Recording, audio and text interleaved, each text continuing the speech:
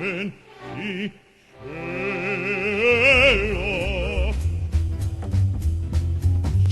who can solve its mystery? Why should it make me?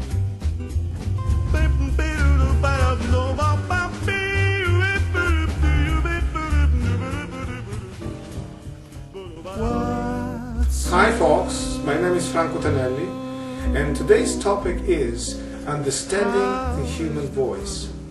We discuss how many voices do we have, or how many voices do you have? Why most of us can sing only in one particular style? What conditions styles?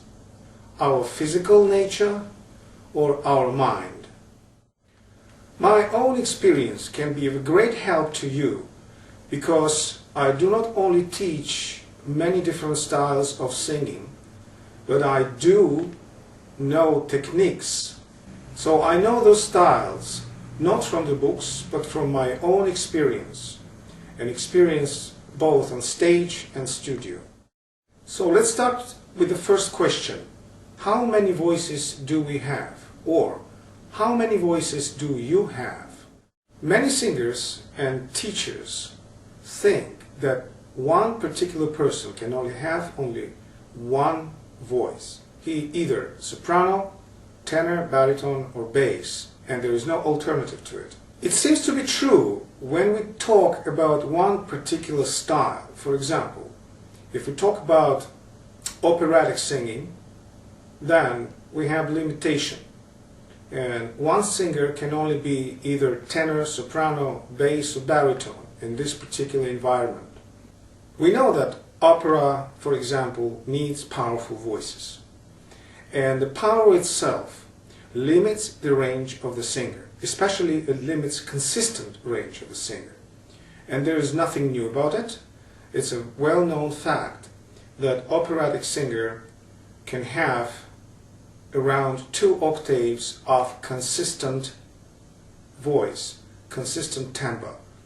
It could be a little bit more in some phenomenal cases, but I repeat, consistent voice is limited by 2 octaves.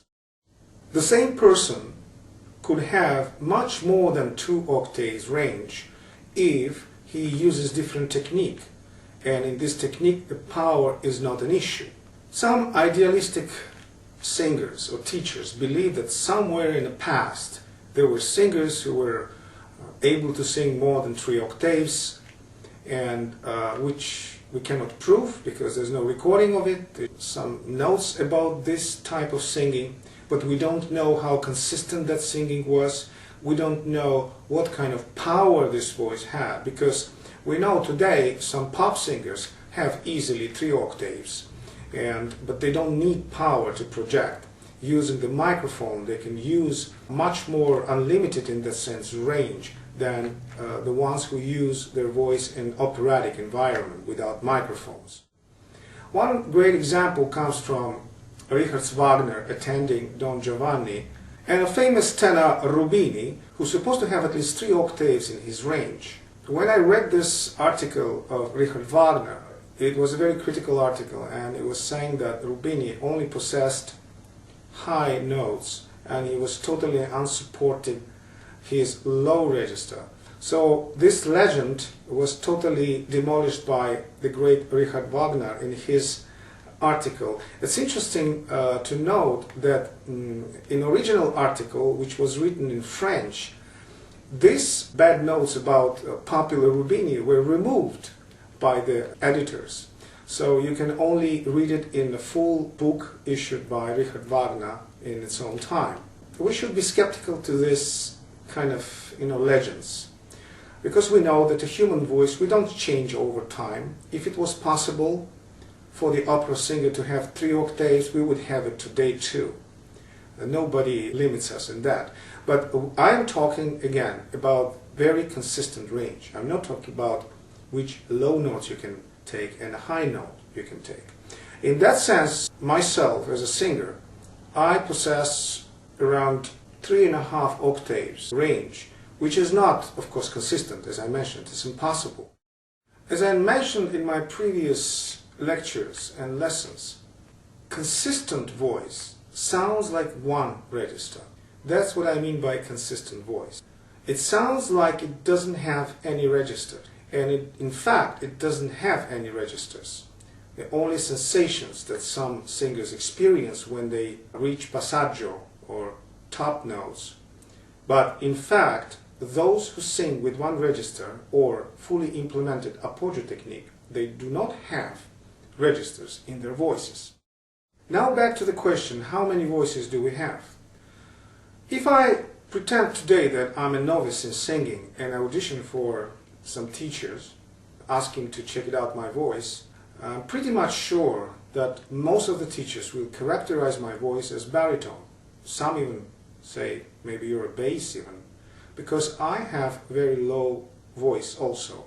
Is that a mistake or ignorance? Well, I'll tell you, there's no mistake or ignorance about it. All depends on what style of singing you want to be in. If you're talking about true opera style, then that's wrong, because I'm a tenor and my power lies in the tenor range, so to speak, tenore drammatico. But if you take me as baritone or even bass baritone, I will be a very lyric bass baritone, and in a different style and environment, or let's say small studios or small opera theaters with churchy acoustics, I can pass for a baritone very easily. So-called misplaced voices are relatively misplaced, of course, because most of the singers start singing in choirs, in churches. And when they come to audition for a particular maestro, choir master or director, they're not concerned about who they really are as an opera singer or as a chamber singer. All they're concerned that you have to fill up the particular voice they need. And if they hear that you can sing lower notes and they have lack of baritones or basses, they will put you there in a low category of voice. And if you can prove that you can sing high notes, doesn't matter the quality, it's important that you are in pitch, they will put you in a high voice category, which is very normal, and you don't blame chorus masters for that, because they don't have time for and even knowledge to understand your true voice. Many of us who come from that choir wanting to be a soloist often kind of face problems if the style they're singing needs more projection than the style that they sang before. That could totally knock you off your natural voice, because let's say if you're characterized as a baritone or even bass in the choir, and then you come claiming that you study with a maestro who trained you a little bit as an opera singer, you audition for a company, they will never hire you because they will say, well, this guy doesn't have any projection. That's the reality. The projection, you will know it yourself. If by mistake you're hired and you try to sing in opera, you will be totally lost over the orchestra. That could also cause you to be forcing and eventually losing your voice. There are many cases of misplaced or misunderstood voices coming from very famous singers. One of the examples is Carlo Bergonzi, who is a celebrated Verdian tenor and who used to sing as a baritone. Even he had a career as a baritone. As if my memory does not fail me, he sang in a couple of performances with Maria Callas, being a baritone.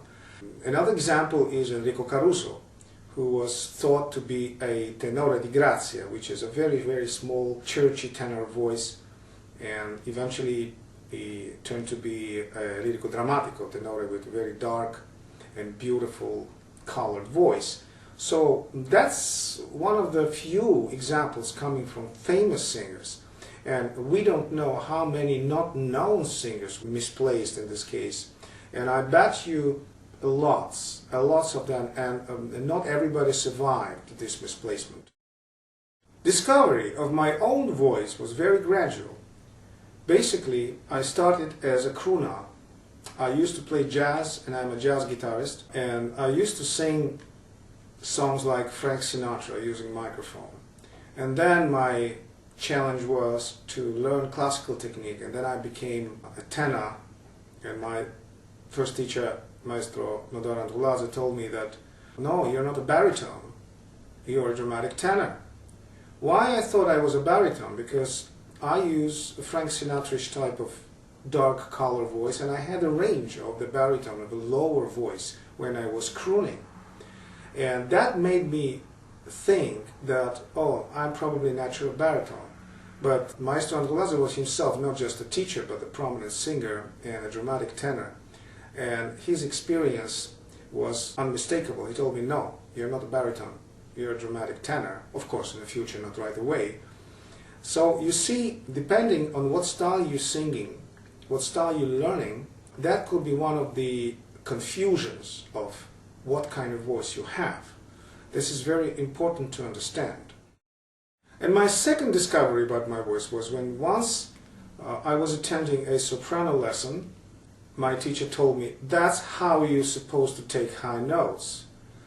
And I kind of imitated this high notes, and I sang like a soprano notes of using my head voice. Maestro looked at me in surprise, and he said, listen, you can be easily a countertenor.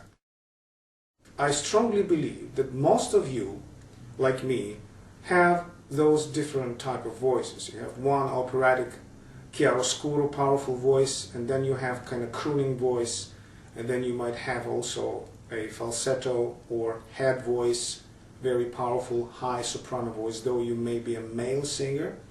I believe that most of us are limited only by the mind conditioning. First of all, I explain what I mean by mind conditioning. Well, first let me say for the record, I do not necessarily deny physical limitation of certain singers. Yes, certain singers have limited voices maybe, and certain have less limited, or we are all limited in a way, but I do believe that most of us are just conditioning ourselves with the style, because the style determines what you want to be eventually. I'll give you an example. Versatility that I possess was a subject not only of a praise, but also a criticism. Because most of the singers do not believe in what I'm saying. They do believe that you possess only one voice, or if you have another type of voices, why do you need it? You know, the styles usually go towards. And as a personality, I always adored many styles in my life, including jazz, including folk singing, including gospel, and of course my favorite, opera, and instrumental kind of singing, scatting of jazz is also the example. So most of the singers, they do not understand and don't even like this type of versatility. So they don't accept it as a fact that a human being is capable of doing many things, is capable of singing basically both in crooning voice and falsetto voice and in full chiaroscuro voice, or operatic voice, or classical voice if you like. Well, most of us are not versatile. It's like in a cuisine. I'm not versatile in cuisine. I like a particular, dishes that I like, and I'm not open-minded to everything. And that happens not only in voice. People are sometimes open-minded in certain fields, like art, but they're not open-minded about different styles of music, or vice versa. They like absolutely different styles of music, from psychedelic to symphonic and opera, and those who only like one particular style. We are all limited in a certain way and conditioned in a certain way. I happened not to have this conditioning because I was raised in an opera singer family. My father was an opera singer, a tenor, and my mother was dramatic soprano.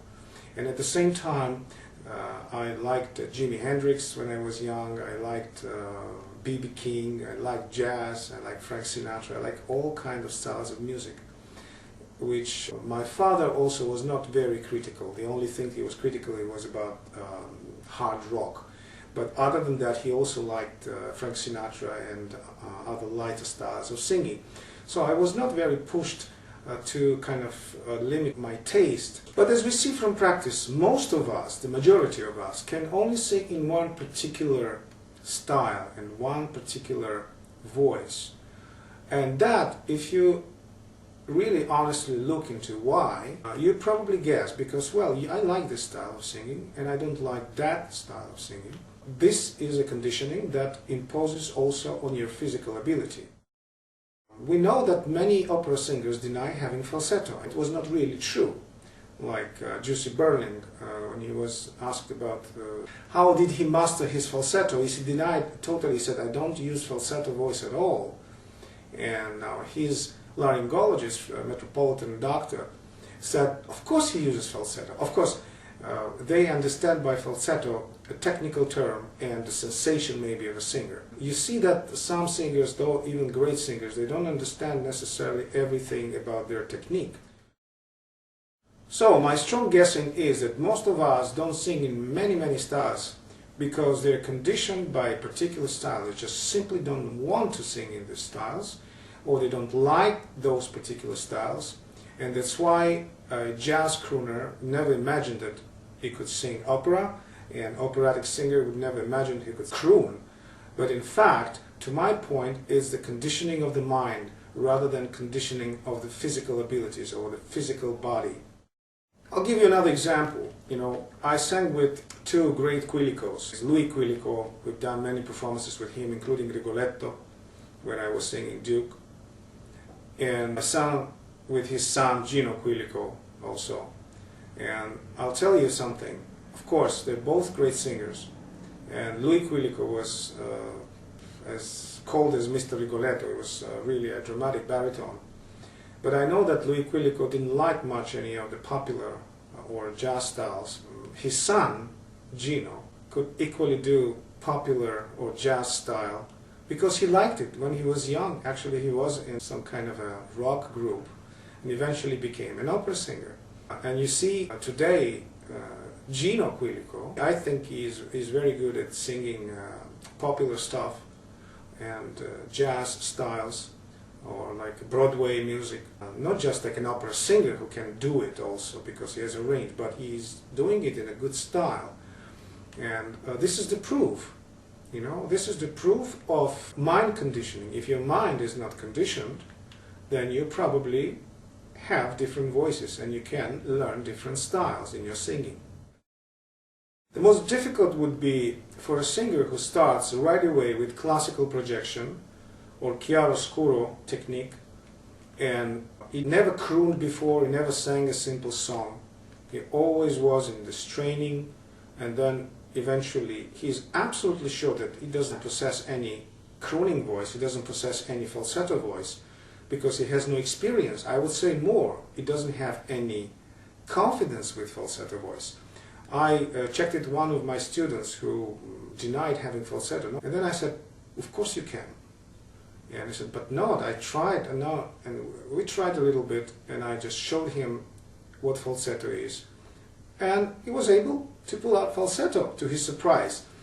But looking at him, I realized he was not very confident with that, because falsetto technique also requires a certain tuning and pitch.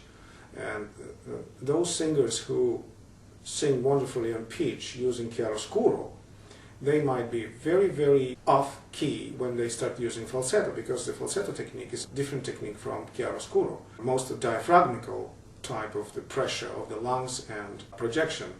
But when you use so-called falsetto technique, usually you support with the throat, and the throat becomes your mechanism of everything, of control of the pitch. So if you use the control of the pitch with the throat, then you'll be very successful, of course, if you have a talent, in crooning or falsetto type of singing. But if you try to move towards more powerful, more classical, or even operatic styles, the same technique will not work. You will start forcing, and then you have to use and learn different technique called diaphragmical support. So you see, in this case, the confidence plays also a great role. I mean, why would I switch and sing a crooning song when I can fully sing it in my technique that I know, and trying to croon it, it will be terrible and awful, and probably it will be from your first experience. But remember that your first experiences with classical voice projections were almost as terrible as the ones with falsetto. Nobody starts controlling their voices right away, only in the Hollywood stories. Now I also want to touch a conditioning about interpretation skills, or limitation of the interpretation skills. Most of the classical singers who studied classical voice technique and style in conservatories or with the private teachers, doesn't matter really, they conditioned to follow the score to the letter. And one of the great examples is Maria Callas, that she studied with the coach Narducci, who was very strict, and he was like a truly come scritto coach. She used to know the score like it was written exactly. And Tullio Serafin, when she heard Maria Callas singing come scritto, he realized that she was coached by this tough coach Narducci, and he said, okay Maria, you learn it well, I know you learn it from Narducci. And she said, yes maestro, yes, everything is fine. Now, everything is fine, but it's mechanical. Let's put some life into it. And he used to teach Maria Callas to give it a natural flow of what she learned from the score. Of course, he learned this rhythmical coordination and the notes by the book. But in order to give a life to this, you have to put something more, just the notes. The great composer Richard Strauss was saying about that notes are not the most beautiful things in music, and we have to take in consideration that the notes are just formality. They teach you how to do certain things and to learn the role. They are not final thing in interpretation. The final thing we called in a mysterious rubato, which nobody can really explain. There are different explanations of rubato, it's slight deviation of the rhythm and whatever. I have one of my programs called Interpretation. You can check it out and in my blog, Tenelli Voice Guru. But the thing is that the classical music, specifically certain classical styles, have more limitation over freedom, and the other styles have less limitations over freedom. For example, let's take Neapolitan songs. Well, they sound pretty operatic, and most of the opera singers love singing Neapolitan songs, but very few really could sing them really beautifully. The reason is their operatic and classical conditioning. They can only go through what is written in a score, and the songs like Neapolitan songs, they require a little bit of a paesano feeling, more freedom, more unpredictability. That's what makes them really beautiful. Also, not necessarily using all the time the projected voice. And some opera singers were great at this. Like I would say Beniamino Gili was a great Neapolitan song interpreter among opera singers. Tito Schipa was one of the greatest Neapolitan song interpreters in operatic singing. But one of my favorite singers who, I really love, adore them in opera, I'm not impressed that when they try to sing more popular, more paesano style like Neapolitan songs. Though their fans, of course, adore them, whatever they do, it simply sounds so plain, so corny when a classically trained singer tries to pull out Neapolitan song or any folk song, because it really does sound operatic and not in style. It's a mind conditioning and not knowing the freedom and style of the song interpretation. You may ask question why? It's the talent, maybe, just, Beniamino Gili had another talent of being a great interpreter of just simple Neapolitan songs. Yes, there's no straight answer to it, but I think one of the factors were that Beniamino Gili became a singer before he was trained as an opera singer, and so he had all the freedom of interpretation. He even sang in streets. Caruso also was a great interpreter of those songs, in spite of the fact that he was a great opera singer. They all sang for pleasure. They all sang something before they were trained, before they were limited, before they were conditioned. And it's not a bad thing to be conditioned in opera in a certain way, because opera has its certain traditions. So when you have a singer who pulls his Neapolitan style in opera, it doesn't really sound great in opera, you know. So a certain condition imposed on young singers, conditioning is the style. But on the other hand, those who don't know other styles and only conditioned by the particular styles and then later on trying to sing different styles with the conditioning that is not implied to these particular styles, it doesn't sound really good. One of my favorite tenors of all times, after Enrico Caruso of course, is Franco Corelli. And I really, why I'm giving you his example, because I really adore Franco Corelli. He's amazing. Amazing voice, amazing power, amazing presence on stage, and you know, used to be my idol. His perfectionism about operatic singing, his natural technique, and many amazing things about Corelli. But I do not like when Corelli sings Neapolitan songs. It's not that he sings them badly. He sings them beautifully in operatic style. And you enjoy them. I enjoyed listening to a couple of them. And then I noticed, oh, something's missing. And what is missing? The freedom. The freedom that those songs have in their style. This paesano quality. Conditioning of the opera singing does not include paesano, does not include this freedom. And so that imposes a certain limitation on their interpretations. And in spite of the fact, I'm not saying they're singing them badly, but the style they're trying to sing when they sing Neapolitan songs do not touch my heart. Though, on the other hand, I repeat that Franco Corelli is one of my favorite tenors ever, after Enrico Caruso. At the end, I just want to conclude that, to my strong opinion, our voice is limited by a certain conditioning of the mind rather than physical conditioning. Though, of course, the singers also have some physical limitations, and there's no exception in this case. Even those who have great range in their voices are also limited. Nevertheless, I strongly believe that our mind conditioning is more putting the limitation on our voice than the physical abilities.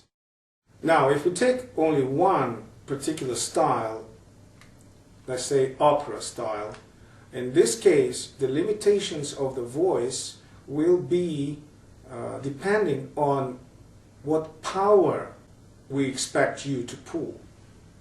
Because you can be characterized as a baritone, and you are baritone in maybe a lyric environment, in a very small opera houses or in a church, even can be a bass baritone. But when it comes to singing in big opera houses, this baritone will not work at all. And you either have to change the category of the voice totally, becoming a tenor or a real bass baritone. That's total change of basically technique and the larynx position, and like you learn things from the new. So that also is very important to know, that in my previous programs I said that Jerome Hines spoke a lot about so-called misplaced voices, and one of the opera department deans speaking about destroying whole generation of the young singers of opera voices, because they're kind of afraid in North America to be sued if they spoil the little bit of the little tiny voices they have. So they train your voice to be projective in a small operatic arena, like 500 people, or the church or something. And within that range you can be absolutely sure that you're doing the right thing and you're fine.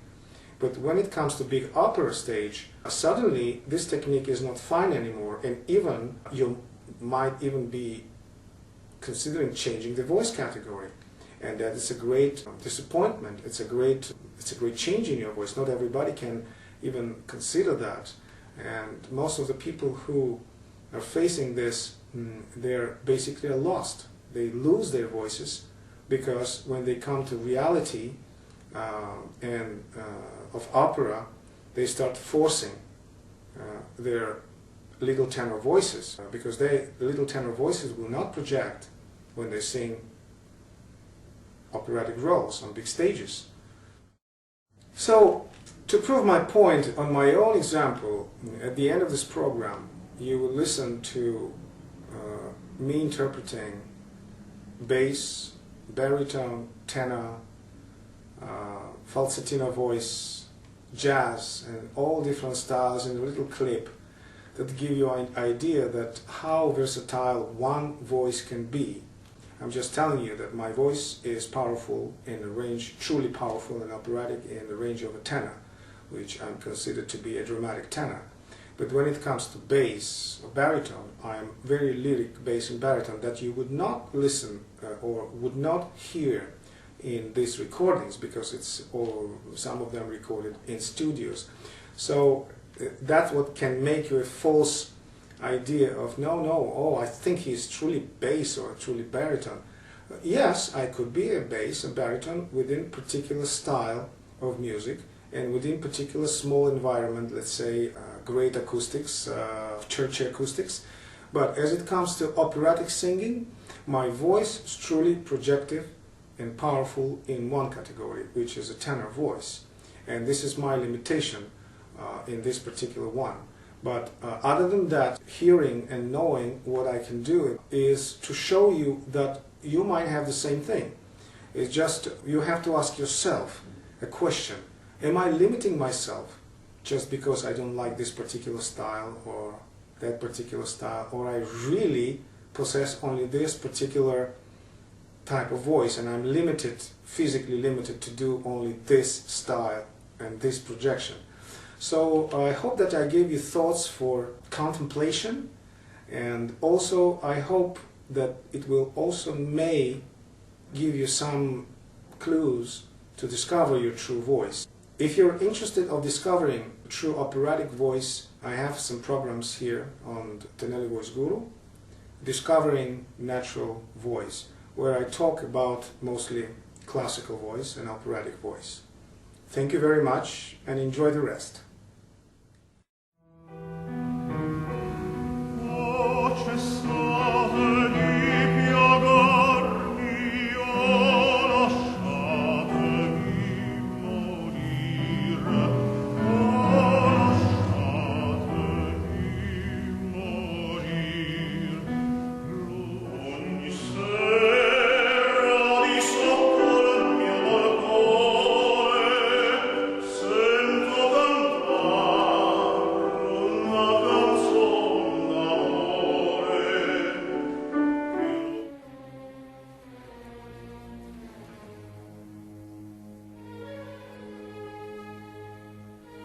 Dio,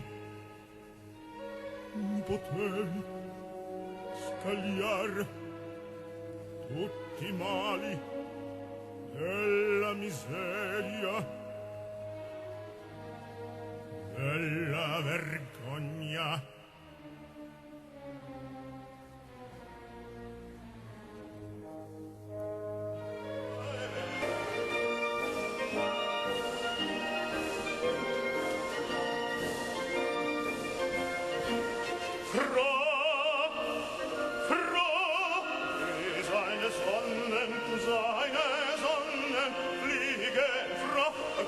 Seine Sonnen fliegen durch des Himmels Schreckenplan, laufe, Brüder,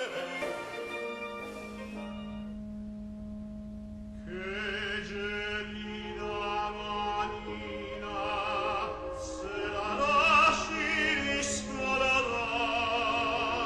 c'è guerra che gioia alla buia si trova.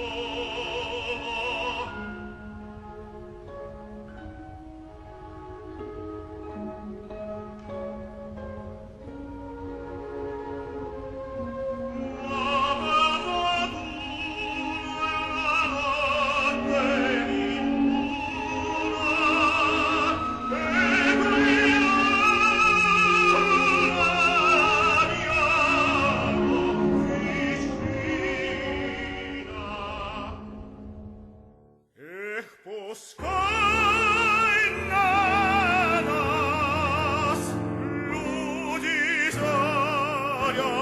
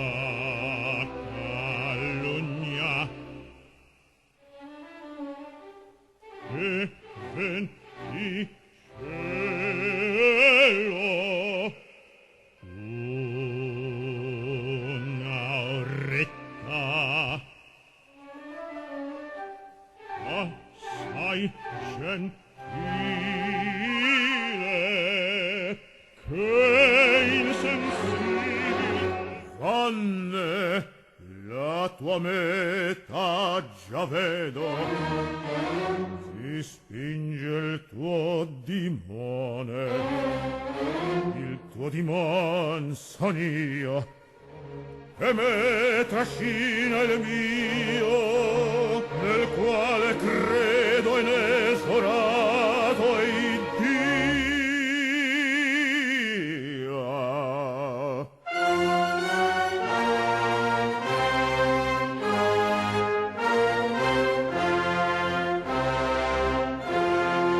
Credo in Dio crudel che m'ha creata simile a sé.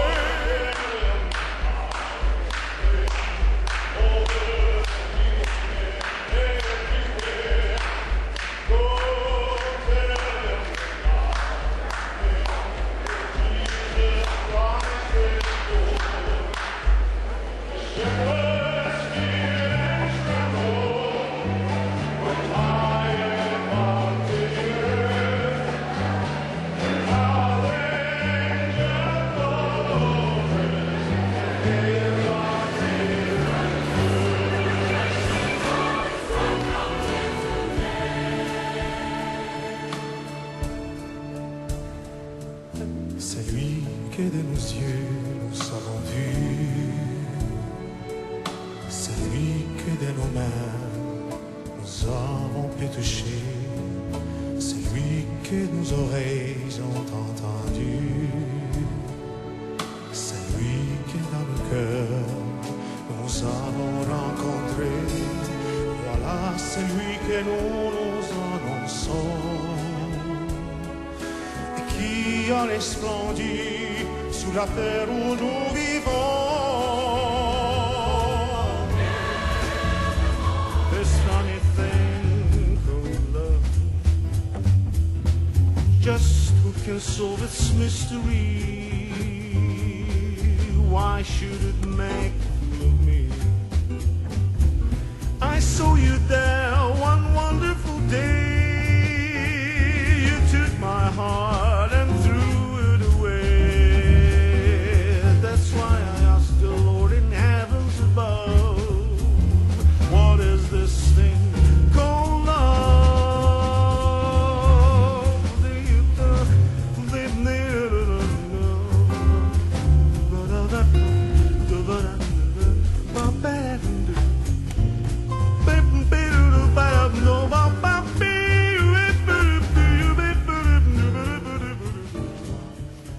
What's new? How is the world treating you? You haven't changed a bit.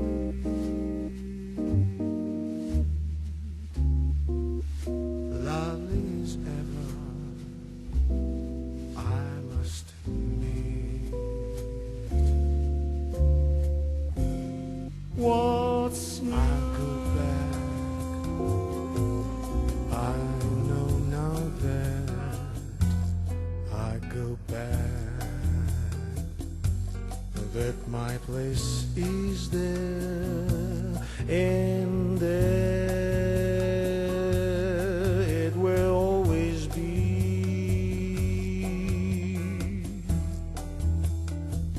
There where I can hear the song of the Sabia, the song, моя любимая. Ясень не ответил мне, качая головой. Я спросил у тополя, где моя любимая? Тополь забросал меня осеннею листвой. Я спросил, Shall facciamo sì, carullo, senza слезами так било, че ми там високо грешат нашего Бога мостило. Pedi saganda ciarullo, di sgadachtilo, oh,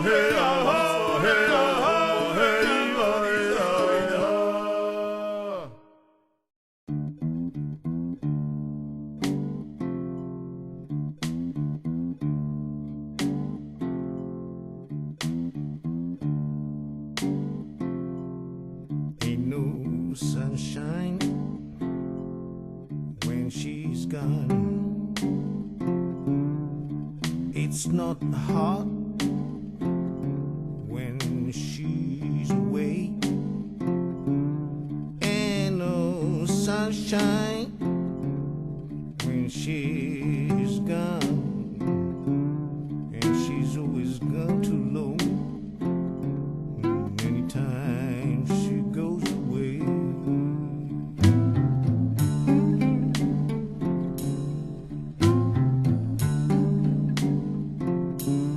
Wonder this time where she's gone. Wonder if she's going to stay. Oh, she's coming back. Ain't no sunshine when she's gone. And this house just ain't no